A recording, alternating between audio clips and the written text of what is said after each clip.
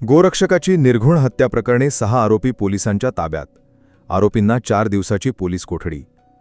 गोवंश तस्करी रोखण्यासाठी पाठलाग करणाऱ्या बजरंग दलाच्या एका 32 वर्षीय कार्यकर्त्याची गोवंश तस्करांनी दगड व लाकडी काठ्यांनी अमानुषपणे हत्या केल्याची संतापजनक घटना दिनांक 23 मे 2026 रोजीच्या रात्री 11:30 वाजताच्या सुमारास उमरखेड तालुक्यातील सुकळी येथे घडली होती.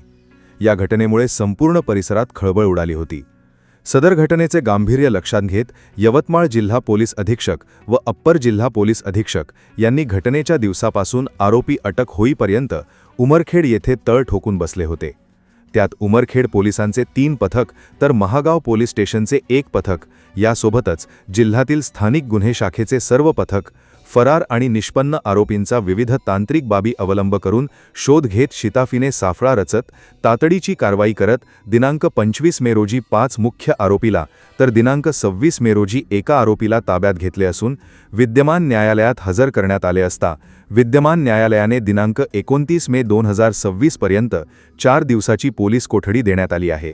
शेख सुलतान शेख अल्लावली वय 27 वर्ष, नोमनुद्दीन रियाजुद्दीन काझी वय 20 वर्ष, शेख असगर अहमद अब्दुल हमीद वय 28 वर्ष, नुरुद्दीन इक्रामुद्दीन काझी वय 30 वर्ष, चारही राहणार सुकळी तालुका उमरखेड.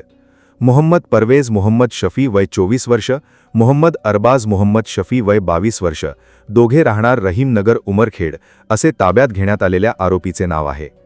उपविभागीय पोलीस अधिकारी हनुमंत गायकवाड यांच्या मार्गदर्शनाखाली सदर घटनेचा पुढील तपास सुरू आहे. आरोपींनी मोठमोठे दगड आणि लाकडी दांडक्यांनी गाडीची तोडफोड केली. या हल्ल्याचे सीसीटीव्ही फुटेज समोर आले असून त्यामध्ये आरोपींचा क्रूरपणा स्पष्ट दिसून येत आहे. गंभीर जखमी अवस्थेत असलेल्या गजानन सुरोशे यांना स्थानिकांच्या व पोलिसांच्या मदतीने तातडीने रुग्णालयात हलविण्याचा प्रयत्न केला, मात्र उपचारासाठी नेत असताना वाटेतच त्यांचा मृत्यू झाला. घटनेनंतर परिसरात तणाव निर्माण झाल्याने जिल्हा पोलीस अधीक्षक कुमार चिंता, अप्पर पोलीस अधीक्षक अशोक थोरात, उपविभागीय पोलीस अधिकारी हनुमंत गायकवाड यांनी घटनास्थळी धाव घेत मोठा पोलीस बंदोबस्त तैनात केला.